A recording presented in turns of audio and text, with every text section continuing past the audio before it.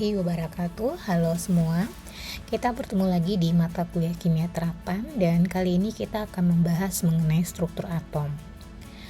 Pada materi hari ini itu kita akan membahas mengenai pertama perkembangan model atom, kemudian kita akan membahas tentang partikel penyusun atom.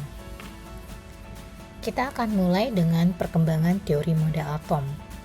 Teori model atom ini pertama kali dikemukakan oleh Demokritus, kemudian dilanjutkan oleh John Dalton, kemudian J.J. Thomson, Rutherford, dan Burns. Kita akan melihat satu persatu teori yang dikemukakan oleh para ilmuwan ini. Yang pertama adalah teori atom Demokritus. Di sini Demokritus menyatakan jika suatu materi dibelah terus-menerus itu akan diperoleh suatu partikel fundamental yang disebut sebagai atom. Dan model atom yang dikemukakan oleh Demokritus seperti ini ya. Atom dinyatakan seperti bola bulat pejal seperti ini. Dan teori yang dikemukakan oleh Demokritus tidak dilanjutkan dengan percobaannya. Jadi teori ini hanya sampai di sini saja. Nah, kemudian teori ini dibenarkan oleh John Dalton, di mana di sini John Dalton menyatakan bahwa atom merupakan partikel terkecil. Kemudian atom-atom bergabung membentuk molekul atau senyawa. Dan reaksi kimia antar atom atau antar molekul ini itu tidak akan berubah akibat reaksi kimia. Dan untuk model atom John Dalton dia menyatakan kalau atom itu berbentuk bola pejal seperti ini. Nah, kemudian lanjut model atom semakin berkembang di tahun 1897. Di tahun ini telah ditemukan partikel-partikel yang lebih kecil dari atom, yaitu ditemukannya partikel proton, partikel neutron, dan partikel elektron oleh J.J. Thomson. Nah, penemuan partikel elektron oleh J.J. Thomson ini membantah ya, sekaligus membantah pernyataan teori atom ya yang dikemukakan oleh John Dalton. Nah, jadi di sini itu bisa dikatakan kalau atom merupakan bagian terkecil itu sudah tidak benar lagi ya, karena masih ada bagian terkecil dari atom ya, yaitu elektron. Nah, di sini J.J. Thomson menyatakan bahwa dalam atom itu terdapat elektron yang tersebar secara merata di dalam bola pejal yang bermuatan positif. Nah, oleh karena itu untuk model atomnya J.J. Thomson menyatakan seperti roti kismis. Gambarannya seperti ini. Jadi atom itu berbentuk bola pejal dan bermuatan positif. Dan di permukaan atom itu tersebar elektron yang bermuatan negatif. Nah, lanjut model atom yang dikemukakan oleh Rutherford. Nah, di sini Rutherford melakukan eksperimen ya, dan kemudian mendapatkan teori ya, menyatakan bahwa atom itu terdiri atas inti yang bermuatan positif yang menjadi pusat massa dan elektron beredar mengelilingi inti atom. Nah, jadi di sini Rutherford setuju dengan model yang dikemukakan oleh J.J. Thomson. Dan di sini Rutherford menambahkan bahwa atom itu ada inti ya, ada inti yang bermuatan positif yang dinyatakan sebagai pusat massa. Dan benar elektron itu beredar mengelilingi inti atom.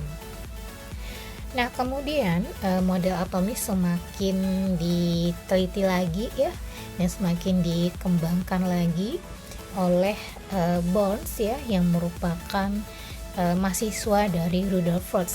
Nah, di sini Burns menyatakan bahwa yang pertama, elektron beredar mengelilingi inti atom pada lintasan dengan tingkat energi tertentu. Nah, ini membenarkan pernyataan yang dikemukakan oleh Rutherford ya, kalau elektron itu bergerak mengelilingi inti atom yang bermuatan positif ya, tetapi bergeraknya pada lintasan ya dengan tingkat energi tertentu. Dan Burns juga menyatakan elektron itu dapat berpindah dari tingkat energi rendah ke tinggi dengan cara menyerap energi, dan sebaliknya, elektron dapat berpindah dari energi tinggi ke rendah dengan cara memancarkan energi. Nah, jadi model atom yang dikemukakan oleh Burns tadi itu sudah mendekati sempurna ya, dan di situ Burns sudah menemukan kalau elektron itu memang benar bergerak mengelilingi inti atom, tapi berada di lintasannya masing-masing ya, atau berada di tingkat energi tertentu. Nah, di mana ini nanti akan lebih dijelaskan di bagian mekanika kuantum. Nah, sekarang kita masuk ke struktur atom dan partikel penyusunnya. Jadi, atom itu ya bukan bagian yang paling kecil, karena di dalam atom terdapat inti atom yang bermuatan positif ya. Nah, inti atom yang bermuatan positif yang disebut sebagai proton ya. Kemudian ada neutron ya. Neutron yang bermuatan netral. Nah, jadi proton dan neutron itu berada di inti atom. Sedangkan elektron itu berada di luar inti atom yang bergerak mengelilinginya di lintasannya masing-masing. Jadi atom itu terdiri dari 3 partikel ya penyusunnya, proton, neutron, dan elektron. Nah, sekarang kita lihat bagian-bagian dari suatu atom ya. Misalkan ini adalah atom unsur ya, ini unsur natrium ya dengan lambang Na. Nah, Na di atas ini ya, 24 ini itu disebut sebagai nomor massa unsur. Sedangkan di bawah ini 11 itu disebut sebagai nomor atom unsur. Itu juga dengan unsur atau atom Mg ini 12 ini disebut sebagai nomor atomnya, sedangkan 24 ini disebut sebagai nomor massanya. Nah, sekarang kita akan melihat ya bagaimana cara kita menentukan jumlah proton, neutron, dan elektron dari suatu unsur. Nah, di sini kita akan menggunakan rumusnya. Nah, rumusnya adalah nomor atom ya, atau yang berada di bagian bawah ini itu sama dengan jumlah proton sama dengan jumlah elektron. Jadi nomor atom sama dengan jumlah proton sama dengan jumlah elektron. Sedangkan nomor massa yang berada di bagian atas ini itu sama dengan jumlah proton ditambah neutron. Sedangkan jumlah elektron itu dirumuskan dengan nomor atom dikurang dengan muatan ya, jika atomnya bermuatan. Nah, sekarang kita lihat contoh dari soal ini. Suatu atom ya Se dengan nomor massa 79 dan nomor atom 34 itu mempunyai nilai proton, neutron, dan elektron berturut-turut adalah. Nah, pertama yang kita ketahui di sini adalah nomor atomnya 34. Nah, maka protonnya adalah juga 34 ya, karena dari rumusnya nomor atom itu sama dengan jumlah proton dan sama dengan jumlah elektron. Nah, jadi proton, elektron, dan nomor atom itu sama jumlahnya ya, jika si atomnya dalam keadaan tidak bermuatan ya. Kemudian jumlah neutron itu sama dengan nomor massa ya bagian atas dikurang dengan nomor atom, sehingga dapatkan jumlah neutronnya adalah 45 ya. Jadi jumlah proton 34, neutronnya 45, dan elektronnya 34 seperti itu. Nah, kemudian dalam atom itu ada istilah isotop, isobar, dan isoton. Nah, ini istilah kembaran ya yang ada pada atom-atom. Nah, isotop ini adalah unsur yang mempunyai nomor atom sama, tetapi nomor massanya berbeda. Kita lihat contoh oksigen.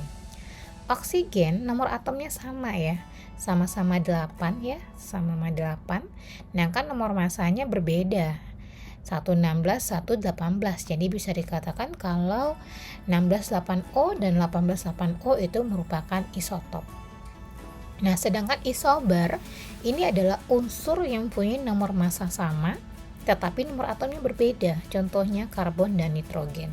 Nomor massa sama-sama 14, tapi nomor atomnya berbeda ya. Karbon 6 dan nitrogen 7. Yang ketiga itu adalah isoton. Isoton ini adalah unsur yang punya jumlah neutron yang sama. Contohnya 13,6C dan 14,7N ini dikatakan sebagai isoton. Kenapa? Karena jumlah neutron dari kedua unsur ini sama. Untuk mencari jumlah neutron seperti yang disampaikan tadi ya, yang dengan rumus nomor massa dikurang dengan nomor atom ya. Jadi 13 kurang 6 berapa? Ya 7. 14 kurang 7 itu 7. Jadi neutronnya sama-sama 7 ya, sehingga 13,6C dan 14,7N dikatakan sebagai isoton. Nah, baiklah semua, untuk materi hari ini kita cukupkan sampai di sini. Terima kasih atas perhatiannya. Wassalamualaikum warahmatullahi wabarakatuh.